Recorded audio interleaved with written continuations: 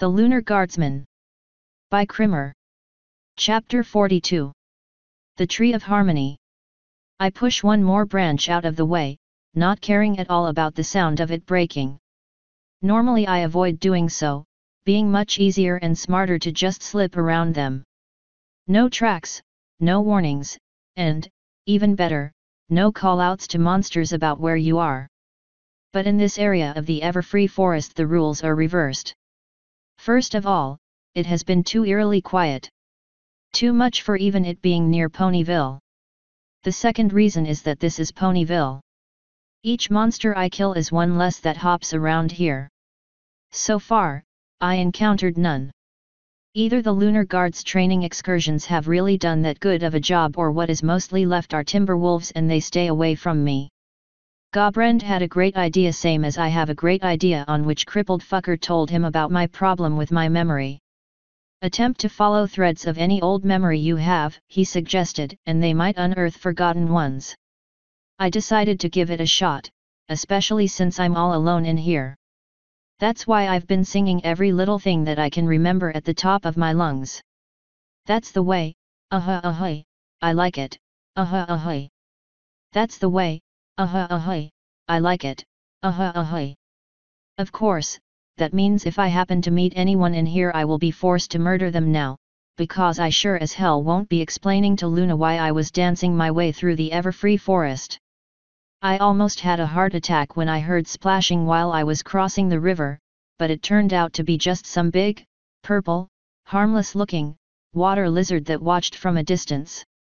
At least that one won't ever go tell anyone of my rendition of Splish, Splash, I was taking a bath. First time I ever see a dragon-like creature rocking a mustache though. Still, despite doing my best to ring the dinner bell, I don't see a thing. Either the animals and monsters in here have gotten wary of me, pretty much like the timber wolves, or my music selection is spooking them.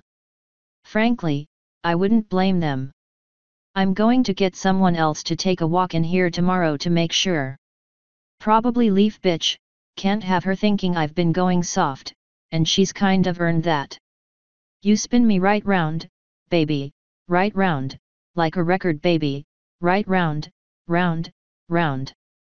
You spin me right round, I mumble, bending another dried out branch in my path until it snaps. I hold onto it and break it in smaller pieces against my chest plate as I keep moving, enjoying the satisfying cracks. I had spun Luna around once, I remember. The day she finally managed to get that spell that duplicates a laser to do something more than a light show. She was laughing, exhilarated that she finally had an advantage to make up for the loss of such a portion of her magic. She had jumped up to me, I picked her up and her dress swooshes behind her as I spin her around. Her legs almost touch the wall and I pull her back to my arms before she gets hurt by accident. She would be bouncing up and down if I wasn't holding her up against me. I take one hand off her back and squeeze her behind. Oh my God, she cries, still laughing, and slaps me lightly. We told your mom we'd just be listening to music, not letting you feel me up. Her eyes sparkle with light. I think I love her eyes the most. Her lips come second. I bend my head and kiss her, partly to shush her up, partly to stop her from storming out and having a laugh in my expense along with my mom as they team up and try to make me out as some kind of a pervert. Mostly though I just kiss her because I want to. Just music, she repeats a few seconds after she's had her fill of kissing me back. I grin at her. All right. Music it is. I reach to the mouse and start the next playlist. You Spin Me Right Round starts blasting through my cheap speakers. "No," she cries, her beautiful lips spread in a grin, covering her ears. "Not this earworm, you monster." I spin us both around again, faster and faster, repeating the refrain until the back of my legs hit on the side of the bed and I throw us both on it. She is still laughing non-stop. "You spin me right round, Vivi, right round, like a record, baby, come on." I sing along, prodding her to join me. "I'll never get it out of my head," she yells, laughing, and I pull her back in for another. "Vivian, I breathe out. That was her name. Vivian. I called her Vivi. I can't believe I forgot it. I can't believe I finally remembered it. Vivi, Vivi, Vivi, Vivi. One of the trees I come up against is unlike most of the others. This one has a smooth bark, not the usual cracked, rotting bark. Fresh and lively. There's a small clearing too, not much, only a small area of a couple of meters of clear sky. Enough to lighten the place though. I ran my fingers down the trunk, and then do so again after taking off my gloves. It feels like it's almost polished. I take out the dagger from my belt, and start carving. I feel euphoric. Happy. Alright, perhaps a little sappy as well. I carve the outline of a heart and I almost let the dagger drop when I realize what I'm doing, my palm covering the face of the helmet as I groan. Not that sappy. But I don't stop, I keep on going. She'd love this. She would do this adorable little shriek she used to do. Heart is done. Now, top left, I need my initial. I pause, thinking fervently. I just want the initial. Just one letter. I should be able to remember this much. Just one letter, one single letter. Think. You remember hers. What was yours?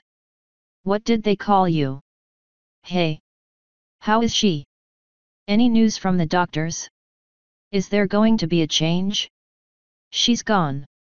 She's gone. She's dead, stop fighting, stop. I'm sorry.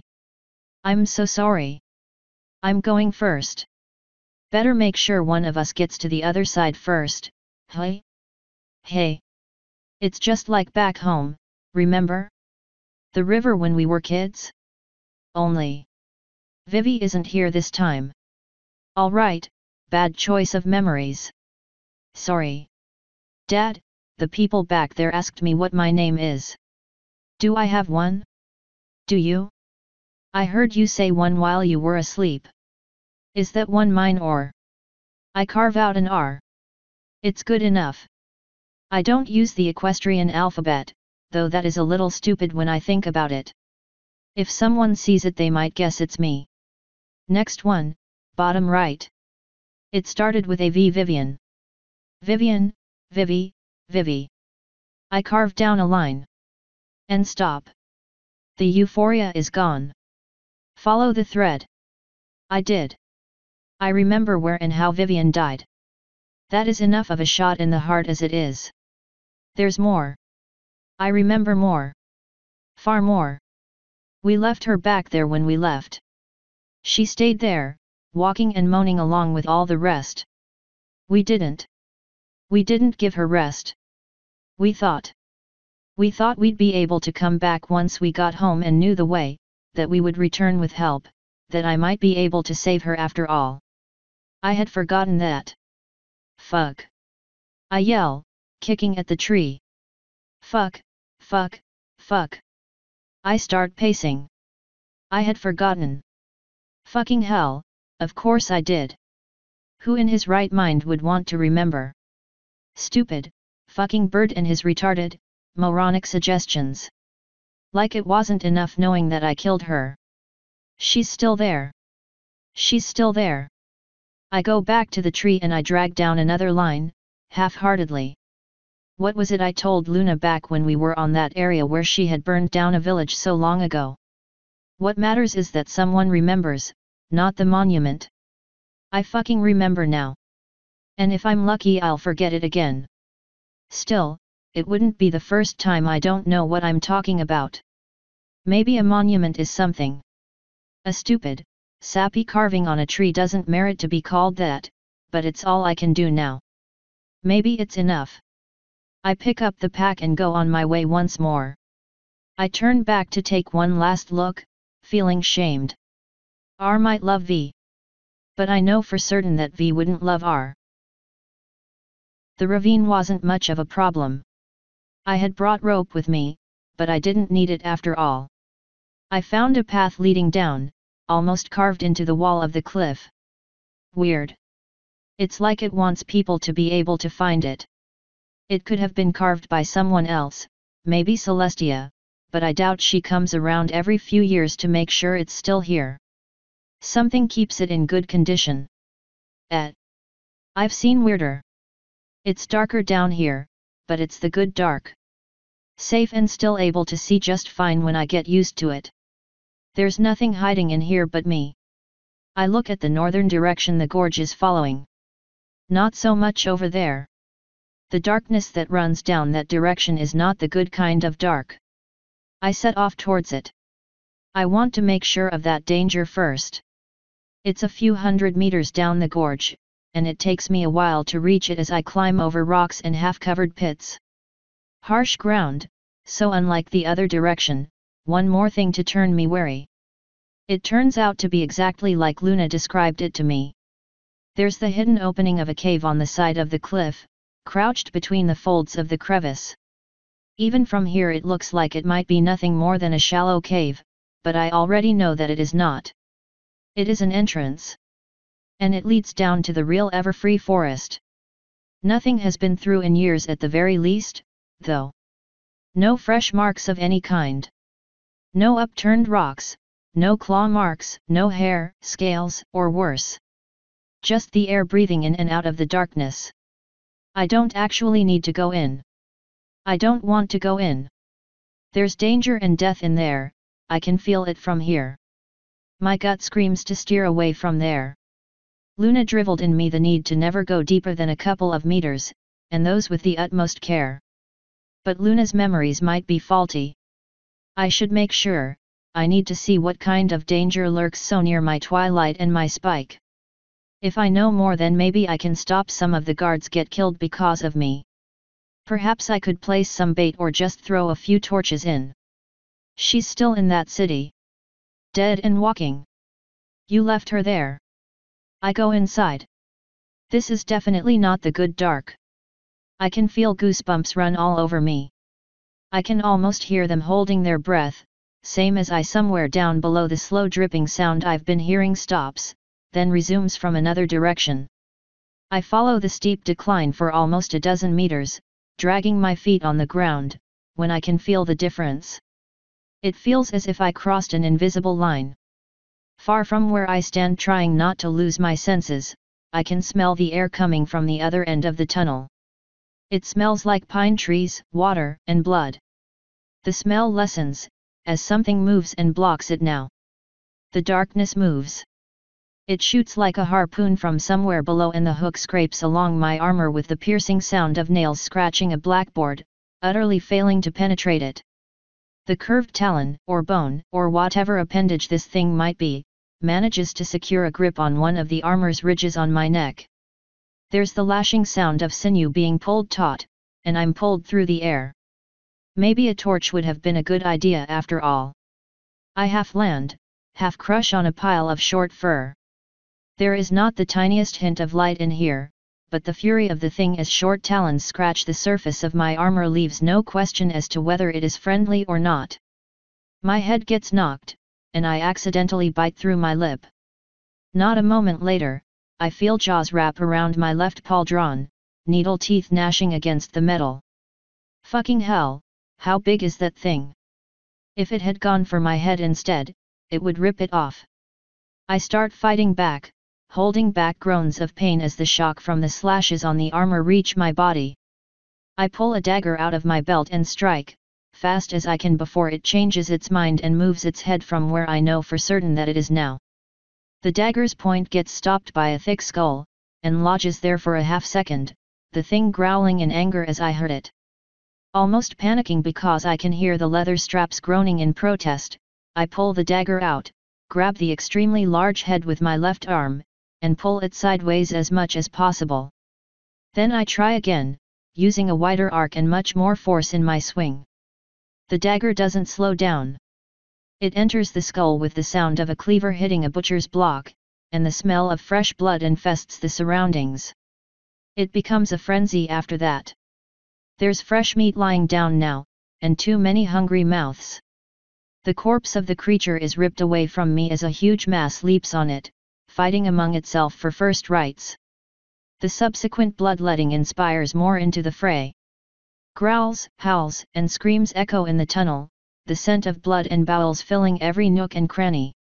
The screams are a terror of their own. Some of them are like harsh whistles, other like giant cats. The worst are those that could be coming out of the mouth of people I've known. Almost human-like or pony-like.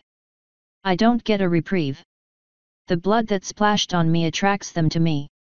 The unknown in the dark lashes out, and I feel an impact on my torso, throwing me sideways. Teeth, impossibly long tongues, hands, and tentacles reach for me, some trying to find flesh to puncture, others trying to rip the armor off me. They are on me, trying to crack me open like a nut. At every attempt to get up I get thrown back down, my head slammed against rock. I try to push them off and almost lose my hands as jaws snap for them.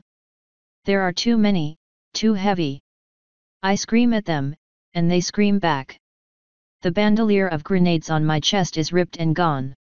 I reach for my thigh. I still have one left, one I can still use.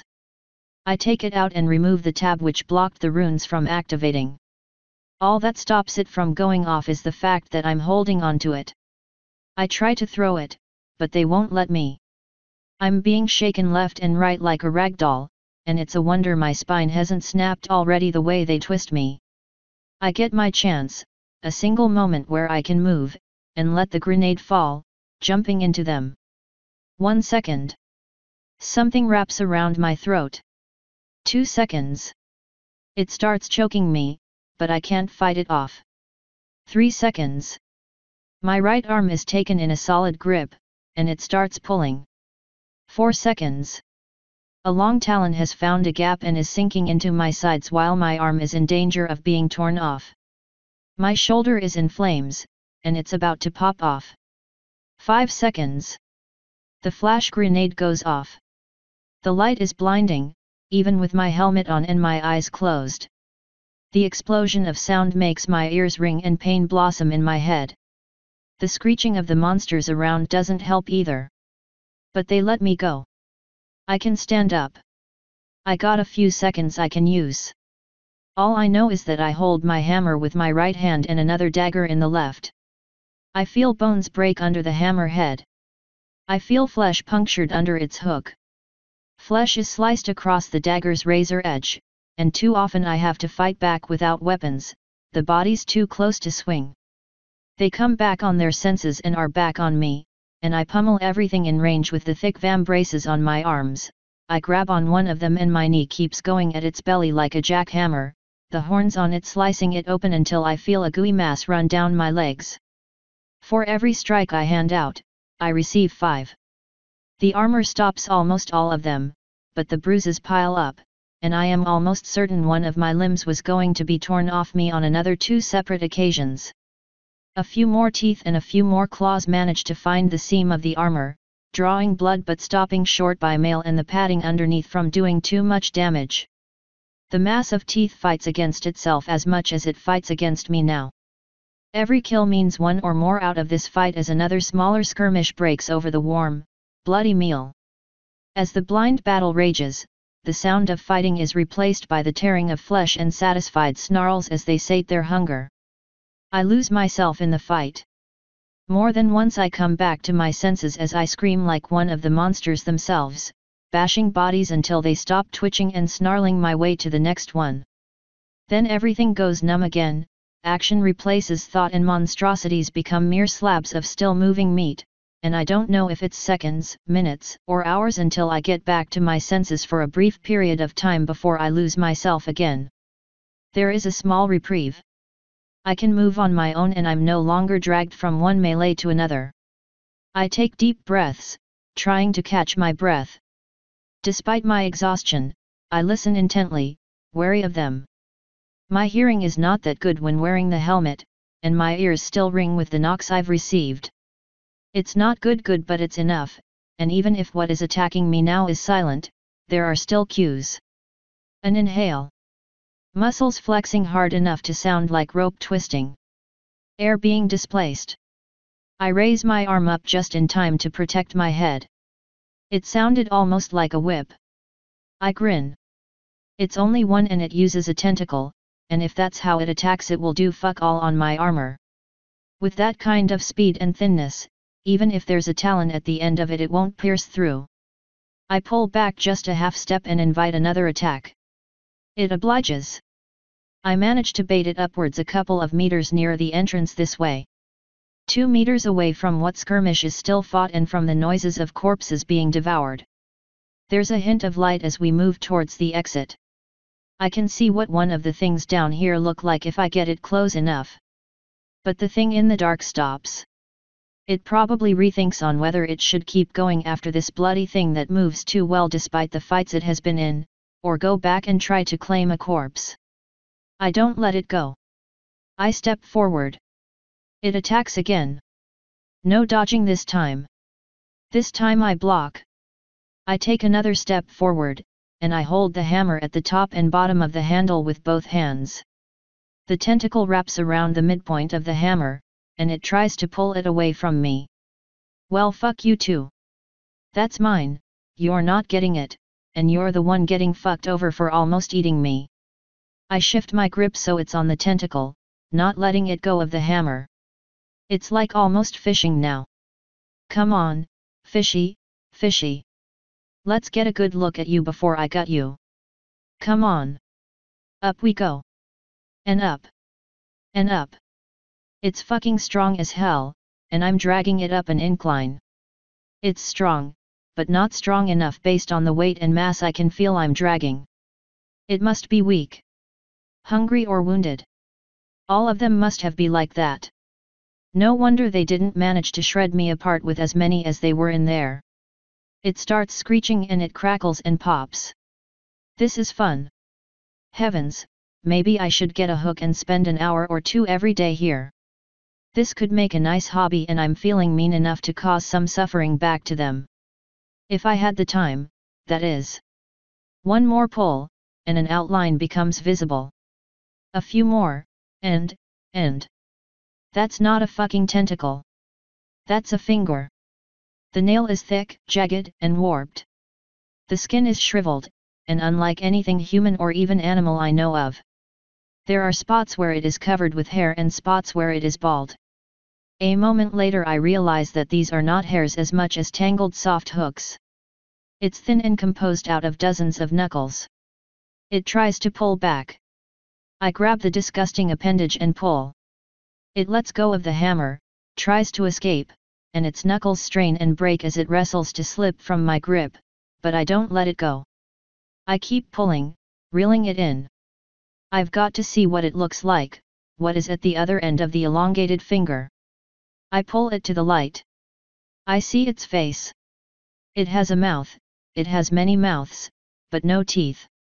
Soft, blood-filled gums surround the horrid openings, located on a bulbous head, supported by a neck that looks like an open wound or gills. Fingertips wiggle in their depths. There are fingers everywhere, it's reaching for everything around it, trying to hold on, to pull back. Most of them are far shorter than the one I hold, but still they try to drag their owner away, and I realize what the crackling noises were. Blood drips out of removed fingernails, and the white of bone is everywhere. At the center of its mass, rows of fingers rise up, pointing at me as if accusing me. As they do so, they uncover what they were hiding before. What the fuck was I fighting all this time in there? What were all those things? The eye is beautiful and feminine. It has long eyelashes, and its iris is a light, sky blue. A white teardrop pools beneath it, ready to trickle down. It immediately locks into my own eye, somehow figuring out it has to look behind the slits. I stare back and I know that if the creature had a tongue, it would talk and beg, for mercy, for release, for help. It knows what it is and. Heavens help me, this thing is, this is a child. 5 minutes later I'm sitting 3 meters away from the entrance, catching my breath. I can just glimpse the creature's remains. Its fingers are finally invisible, hidden among the blood and gore, and its eye burst to unidentifiable, thick, white mush under my boot. I dig out dirt and use it to clean my hammer and armor, eyes glued to the freak's corpse. It takes time. I'm covered in gore and entrails. It's disgusting, and I don't even have the time to take the armor off and look after the bleeding beneath. Not in here. None of the wounds feel too bad, but it's hard to tell under the rest of the pain. Just flesh wounds, I assume. If it was worse I would have known by now. I stop and wait patiently when I hear something extremely faint. Almost wet, like a mop slipping across a floor. The corpse shakes almost imperceptibly. A few seconds later it is dragged out of sight. Then comes the renewed sound of flesh being torn, and a little while after the sounds of fighting as whatever else is down there wrestles its opponents away. They are extremely quiet even so. If I stood a few more meters away they would be completely silent. So these are just the stragglers, taught to live in silence and carrion. The ones staying away as far as they can get from where the real threats and real rewards are, the weak ones. But even though they probably would be hard-pressed to make it even on the top ever free, desperation has its own strength. Weak as they are they would gladly prey on something even weaker. Like ponies. What Luna said is true. We can't go down there. We'll have to go near enough, though. We'll have to find as many of the possible entrances as we can, all the climbable spots, and close them off. Otherwise something like the mud monster might come up again. The real terrors are all down there, containing each other, but every now and then one comes out. If we can do it, that is. Luna's not looking forward to that at all, and right now neither am I. Still, I learned something here. They are fighting against themselves. We can use that. But this entrance is way too close to Ponyville. Well, I knew I would have to do this one here. It's why I brought so much dynamite. Time to start making holes. I heft the hammer, and prepare to get to work digging out emplacements for the explosives. I need to bring down as much of this tunnel as possible. I just need a couple more minutes first. Just 2 more minutes to rest and forget that I. Asterisk. It takes some time for the dust to settle. The result is worth it. There's no way anything comes through here again. I spend half an hour climbing on the rubble and checking every possible crevice, trying to feel any current of air. There is none. Completely sealed. Damn, I'm good. Still got it. I pick up the half-emptied backpack and go down the other way. Time for the real reason I'm here. As I head south I remember that letter where Twilight wrote how Spike almost fell victim to a dragon that lives in the Everfree. I need to remember to ask Spike where exactly that dragon lives. And then pay the fucker a visit. If I got enough dynamite left, I'm going to be nice. If not, I will make things personal. I've seen pictures of equestrian dragons. They have big eyes. I wonder if he will die instantly if I shove a grenade in there or not. You know, for science. Or morality reasons. Whatever will fly. I find the second cave entrance, the one I was really interested in. Large, grand, an almost perfect semicircle. Again, a call to attention. I never liked smart things that are not alive. They keep trying to make you think they think like you do. Sometimes they think that you think like they do. Creepy stuff. I go inside, and the place lights up with a soft light that wasn't reaching the outside of the cave nor was it visible from outside. At the far end there's a shining web. At least, that's what I think I see at first. But then my head clears and I realize the crystal threads are branches, and the pattern I thought was there does not exist. But it looks so real for a second. Real and familiar. But it's not a web. It's a tree. The tree of harmony. Hello, little tree. I'm the lumberjack. Turn to the side and cough. I take a few minutes to examine the entrance before I go deeper. It is too wide. I don't have enough dynamite to blow all of this down. I stop for a second, and rethink my previous train of thought before I cover my face with my palm. That's what she fucking said. I will just blow up the tree, and hope the explosion brings down enough of the cave to hide my tracks. Celestia has no idea I know about the tree and she's never seen what dynamite can do. With a little luck I'll have no problem convincing her I had nothing to do with this. Hopefully it will do some magic explosion, as no, that would suck a lot. Better make the fuse really long. The tree is not as big as I thought. Somehow it looks bigger than it really is. It reminds me of a room filled with mirrors. The way it looks larger than it really is, that you can stretch and reach everywhere, and how, even though it is all the same but mirrored, everything looks completely different. I move towards the tree, examining its base. I hope the crystal it is made of is more like glass than diamond. I want to get even its roots if it is possible. Got to make sure this fucking thing never regrows. No more tree, no more elements. No more elements, no more fear for Luna, no more threats for Twilight to face because of them. No more getting in the way of making sure that Twilight and Luna will. Just a few more, perhaps as few as one. Focus. There's something resembling a crack on the bottom left, right on the trunk. A crack or a structural weakness. Good. I can try to make a hole there and place one bundle in. I lift my hammer, point the hooked end at the crack end. He struck each tree to their heart with his black spear, shedding their sap like blood. She immediately drank it up, her darkness bloating across the blessed kingdom, and go. Kill it. The helmet clangs on the floor. My stomach is in agony. It feels like my innards are ripped apart by something, I can feel it in me, I can feel my insides burning. Tell it again. Tell that part again. I can't breathe, I need air, vomit, I'm on my knees and vomit, still can't breathe, not the same, not like this, can't breathe, stay back. Again. I want to hear that part again. It comes down, black spears come down, tearing, ripping, taking pieces, eating, cleaning, harvesting, feeding, drinking, biting, pinching, piercing, hurting, suffering, torturing, made for pain, everything made for pain, pieces torn into black water, drowning, I'm drowning.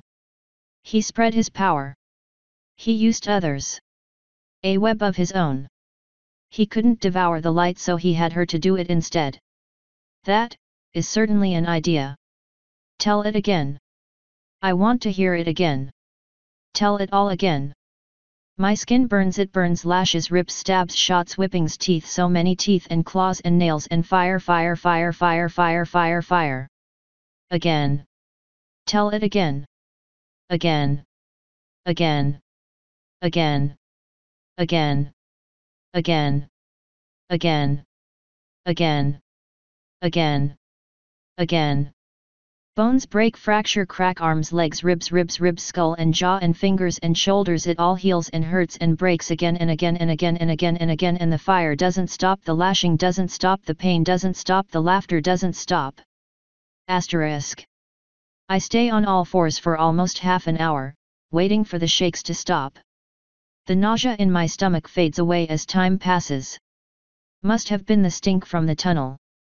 I feel like I emptied my insides 4 times over. This is bullshit. The tree needs to go. It just made me dizzy for a while. It hasn't won.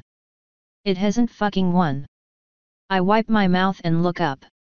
You haven't won, you fucking little. Oh heavens, there is no shortage of surprises today, is there? There are growths on the top side of the trunk. Growths I didn't notice before. Designs. Not carvings, but the inverse. They are marks. Marks I know. Celestia's sun. Luna's moon. Twilight's stars. Luna told me she thought there was something written on the tree, but she couldn't remember what. Something important. I didn't believe her, thinking it was one of the wrong memories. Heavens, I was wrong. I stand up, trying to make the shaking of my legs stop. This is worse than whatever came over me a second ago. Far, far worse. What has this tree done to them? How is it connected to them? I can't destroy it. What if doing so hurt them? But I have to. It might be a trick. It must be a trick. I can't risk it. It might kill all of them, and I can't. I need at least one of them. Just one. You know what? Fine. I'm not fucking blowing you up. I take off my gloves. Then the dagger. Shortcuts, but they bleed like hell. But I am shutting you down.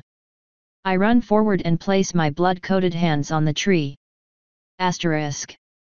The wind blows fiercely outside the slice on the weathered cliff face. There is a faint orange glow, barely illuminating the white fluffs that fall from the sky. There is a roaring as dry wood crumbles upon burning coals, and the fire flares up once more.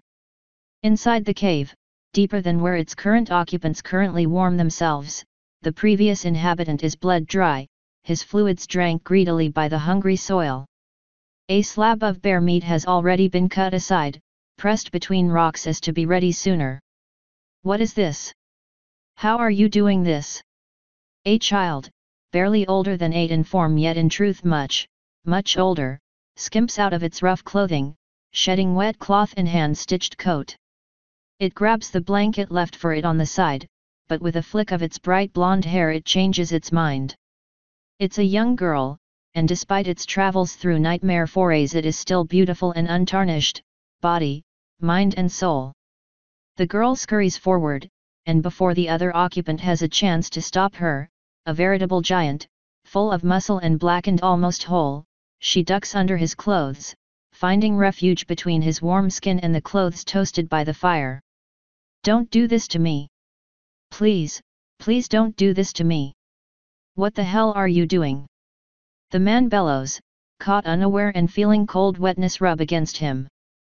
I'm getting warm, the girl child informs him petulantly, trying to bend her legs so she could warm her toes against the man's belly. Better now. The man shivers. Are you insane, little one? Get out, get dressed, and just sit by the fire. No. It's cold out there.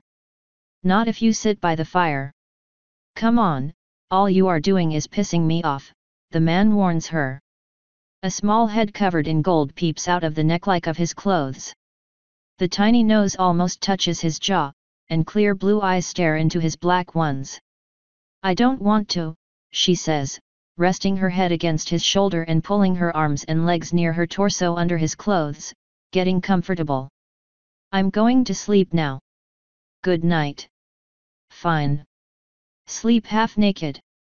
Then tomorrow you can wake up with a cold and I will leave you back here to die alone, the man says after a couple of seconds of his eyebrow ticking like a bomb.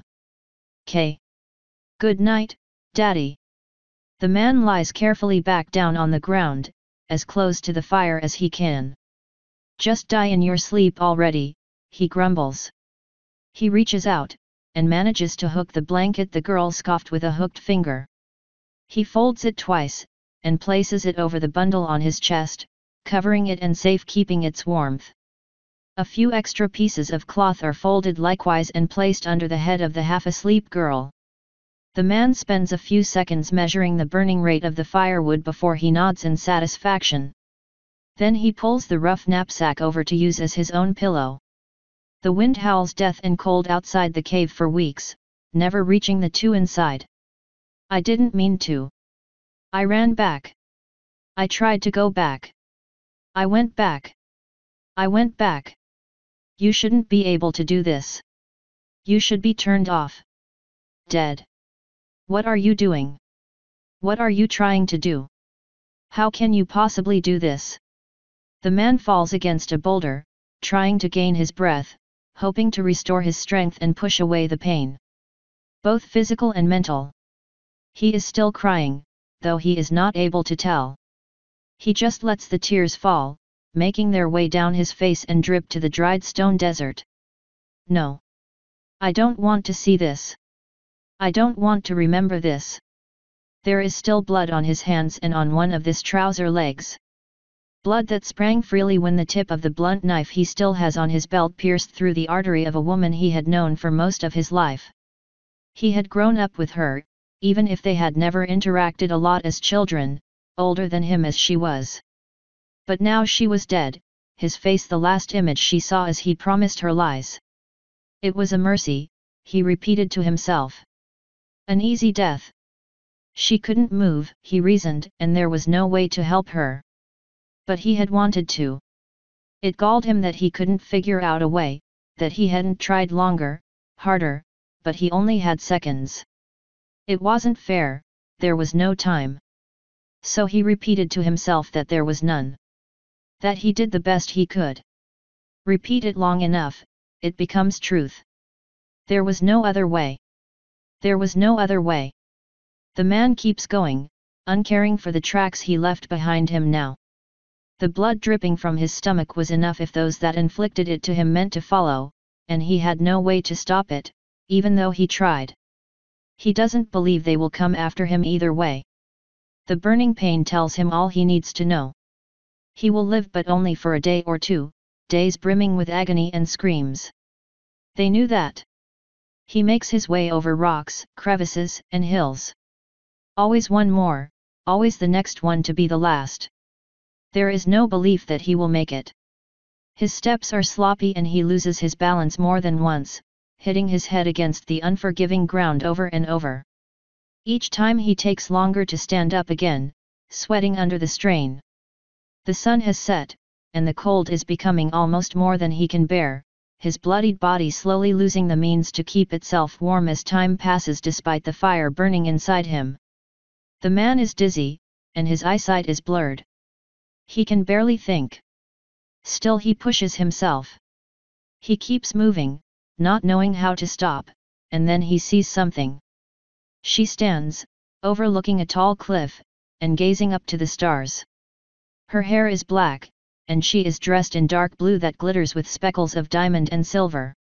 Her skin is alabaster white, more akin to porcelain, smooth and beautiful, with an expression as vacant as she is of imperfection. I don't remember this. This never happened. The man goes to her, he doesn't know who she is or why she is standing there in this desert dressed like this, but sees no other option and he fears that if he keeps going all he will manage is to die alone. He is tall, yet she is at least as tall as he is, though elegant where he is wide and muscled. The man stoops and drags himself. She is standing tall and above it all, watching him with cold apathy as he falls prostrate at her feet. Help, the man pleads, his arms losing their strength and unable to even lift his torso up. Help me, please. The woman looks down, inspecting him as if he is an interesting insect. Why, she asks, confounded by the mere idea while the wind tries and fails to move her hair. Her voice is a black hole. When she speaks, everything else goes silent. All he can hear when she speaks is her voice, and the shy, terrified pulse of his heart. I'm dying, the man says. He raises the hand that covered his stomach, displaying the wide, deep gash. Help me, please. The woman stares for some time, her empty eyes drinking in the scarlet fingers. There are no irises in her eyes. They are pure white orbs, indistinguishable from her skin. No, she finally answers, smug arrogance covering her features and making no secret of feeling that spending more time on him is an act of great indulgence. Why should aid come to you or why should your pain cease? What reason does the world have to bend down to your errant wishes, to mere ants such as yourself when it failed to obey the greatest of beings? She turns back to the sky, forgetting the man dying on her feet. But the man does not give up. The woman speaks no more, but he hopes she hears. He talks, and through words he tries to attract her mercy. He tells of a bus that crossed a world. He describes a city filled with dead. He speaks to her of other worlds, of torture, of pain he has felt, of losses he has suffered, of friends he still needs to protect. He begs, and begs not for life. He begs so as to die after saving a friend, not killing one. His tale ends. A few minutes later the woman lets out a single dry chuckle, unadulterated malice in its deliverance. A boring tale. One more ant's life winking out. A shame. I hoped for more. Something to move me, to inspire something in me once more. But there is nothing to be offered any more, is there? Only to be taken. She looks down at the man, a grin filled with more teeth that she should have on her face. A grin that shows her joy at seeing hope die and despair set in. The world is not fair, she explains. But I can make it. And I say it's fair that you die like this. Broken. In pain. Alone. For you have nothing to give to me. None of you do. All you have done is take. The world itself takes. I take even more. She turns and starts to leave, heading for the nothingness of the desert, her dress sweeping the ground and dust retreating away from her lest it offends her. It isn't real. This isn't real. The man's world fills with pain. His heart feels ready to be torn apart, his torso is filled with acid, and his head feels ready to split apart as a song begins to scream its way into it. He has nothing else to say. Nothing to give. Except a story. So he gives her the greatest story he knows. He screams it out, the burning agony in his skull giving him strength. First, there was nothing. Then came the song, a song as rich and wide as the world. The song filled the void, its music dancing and creating stars, creating shapes and fate, bringing things it sang of to life. He tells the story for what seems to be 1,000 times. He tells the story of the gems of light and the rings of power for what seems to be decades. He tells it through blood and pain and screams. For a moment he is lost in a nightmare, and he wakes up in tears, fearing the woman was gone or a fantasy, but she is still there, waiting to hear the rest. He tells it until the darkness and weakness claims him again. Until the light of morning pierces his eyelids. There is no sign of the woman. Not even the cliff is there, and in the light of day he scoffs at the hallucination he had, driven by hunger, thirst, and pain. The man stands up. He is still covered in blood, and there is a slight ache on his belly. He tentatively pulls his clothes up, decided to check on his wound. The cloth sticks on dried blood, and he tears it off by force. The wound stings, but it is nothing but a shallow cut and already healing. It will hurt as he walks, but greater pain has been a companion for a long time now. He turns for the direction of the rift. His friends are there, waiting. Waiting for two of them. He closes his eyes, trying to stop the flow of tears. His best friend's sister is dead. He has to think of what to tell him. They just as well as killed her. They would have if they had found her, and they would have found us both if I hadn't done it. What I told him was truth. It was the fucking truth. The woman is disheveled. There are deep lines on her face, and her hair is covered with more gray than should be appropriate for her age. It has gone almost pure white. She looks like a woman that has been condensing the pain of a week in the span of a day, and her body is feeling it, racked by it. Mom? Mom. A deep, musical ding-dong fills the house. The woman takes her time in drying the dish she is holding and turning off the faucet, only hurrying up when the weak voice of a young woman calls her, wanting to make sure her mother heard the doorbell. Mom? Mom, it's the door. I heard it, sweetie, the woman calls back. I'm getting it now. Do you need anything? Do you want me to come turn off your TV first? No, the younger voice answers. Let it on, it helps me sleep. Just keep it quiet, please. I'm sorry. I'm really sorry. I didn't see, I swear. I didn't. I didn't. It was. It was. The woman nods, not bothering to answer back. She always keeps quiet. She keeps her own cries most quiet of all, not letting her husband or daughter hear either during the nights when the hurt becomes too much. She goes to the door, her hand brushing the photo of her long-lost child by sheer habit as she passes by the foyer. One broken. One gone. There is a shadow barely visible through the rippled glass of the front door. The woman opens the door just as the doorbell rings again, and she sees a face she hasn't seen in years. Its skin is weathered by sun, rain, and wind, and his eyes are older than they should be, framed by blonde hair longer than he ever had let them become, and he's dressed in rags, but she recognizes him at once. She's had him stay at her house times enough that he had been almost a part of the family himself. She never saw him alone. He never saw him without her boy by his side. The man makes an attempt to speak, but the woman is faster. She pushes him to the side as she rushes out. Frantically, she looks behind him, to the sides, around her. She looks to the blonde man around her, and as he raises his hands, she knows. She goes to the street, screaming for her son, calling for her child, howling for a god to tell her this is a lie, and the man runs to hold her back, to rein her in, whispering that he's sorry, that he's so sorry, while a young woman inside calls for her mother, asking what is wrong, what happened. The world fades. Asterisk. My fingers slip on the crystal trunk, wiping the blood in shapes around it.